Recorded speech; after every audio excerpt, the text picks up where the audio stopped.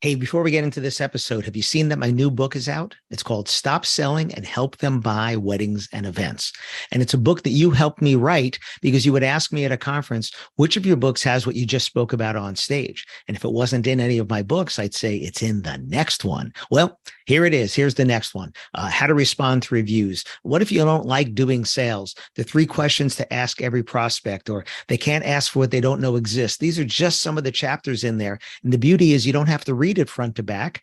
You can jump around to any chapter, kind of like my other book, Wit, Wisdom, and the Business of Weddings, where you can jump to any chapter because they're not necessarily connected to one another. And if you want to get free shipping on a paperback copy, go to shopalanberg.com and use the coupon code podcast. That's shopalanberg.com. Use the coupon code podcast, get free shipping on me. Otherwise, it's on Audible, it's on Kindle. And if you go to podcast.allenberg.com, the links are all there as well. Thanks.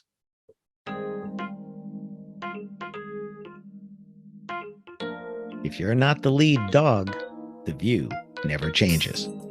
Listen to this episode. Find out where I'm going with this.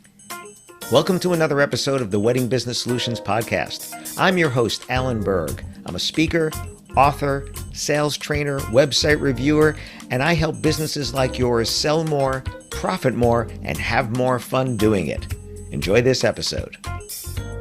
Hi, it's Allen Berg. Welcome back to another episode of the Wedding Business Solutions Podcast.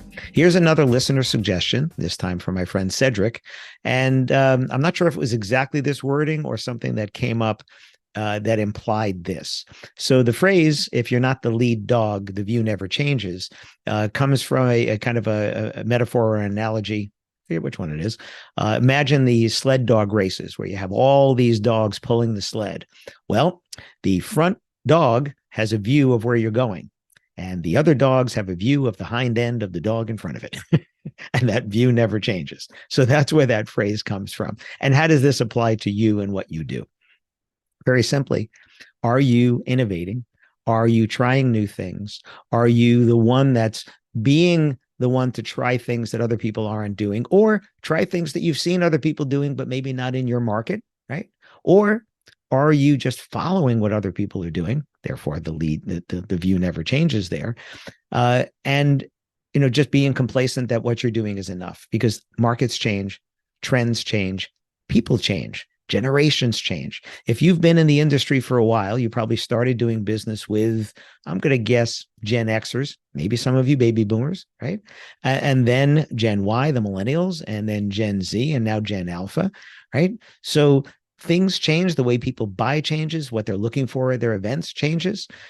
Some things will be constant, but the constant within that still has changed. For instance, the concept of personalization for weddings has been going on now for a long time, all right? But certainly well over a decade, if not more.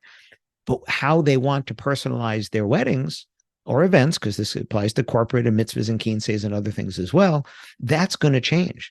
So are you the one that's innovating and showing them? If you listen to another episode that I did, and it's also a chapter in my latest book, Stop Selling and Help Them Buy Weddings and Events, that people can't ask for what they don't know exists. So when they come to you and they're asking for results that they know exist, are you the one that's presenting them with ideas that they've never seen, never heard of, because you are the innovator, because you are doing things differently? Now, truth be told, not everybody wants different. It's kind of like whatever the most popular color of the year is. I know the Pantone color of the year, whatever is that year, or the most popular first dance song. And you might have seen this dozens and dozens of times, and you don't want to hear Ed Sheeran's Perfect again. But this couple at their wedding, they're going to hear it, and their guests are going to hear it, and they're not going to hear how many other weddings it was done for. And when they watch their video and they see them dancing to that song, that's what's going to matter to them. So some people want what's popular. Some people want something that a lot of other people are having. But because you're seeing that view, but they're not, to them, it's unique. To them, it's special. You can present them with other ideas and be that innovator. Not everybody's going to go for it. Some people want tried and true. Some other people want what nobody has ever seen before. So if you're not the lead dog, the view never changes. What are you doing to be the lead dog? What are you doing to be the one that people come to or refer because they say, oh, if you want something different, you want to go to them. One of my favorite testimonials that somebody wrote about me is something to the effect of that I'm always coming up with new content. Well, I have to do that. I've done over 200 podcasts. I have to come up with new content. I've written 7 books that are in 10 different editions because Shut Up and Sell More is in 4 different editions. I have to come up with new content. I don't use AI for creating my content because AI uses content that exists to create what it does. If I'm creating new content, ChatGPT and the others don't have that yet, and they won't have it for a while, or may never have it if it's not in the public domain. So what can you do, just like what I have to do, to push myself to say what's different, what's new? And personally, I just like to challenge myself. I don't want to be doing the same thing again and again. Every time I give a speech, even if it's a speech I've given before, what can I do to make it better? What can I do to innovate within that? What story can I tell? What did I learn from the last time I did this that I can make it different and better this time? It's another podcast I did. I believe it's coming out after this one. I don't want to be the best I can ever be. I want to be the best I've ever been. So look for that episode coming out probably in a few weeks. So what can you do to be the innovator? Well, social media is a great place for that because it might be done somewhere else or be being done, right? That would be more appropriate. It might be being done in another market, in another country, in another industry that you can adapt to our industry. I always have my eyes open as a consumer for ideas that I can help you with that I've seen outside our industry, because sometimes the best ideas are from outside the industry that get adapted into it. I see people who make decor, and it's just amazing that they take stuff that, it's like, for me, it's like walking through Home Depot and you're pulling stuff off the shelves. The next thing you know, you have this amazing thing that is now a piece of decor.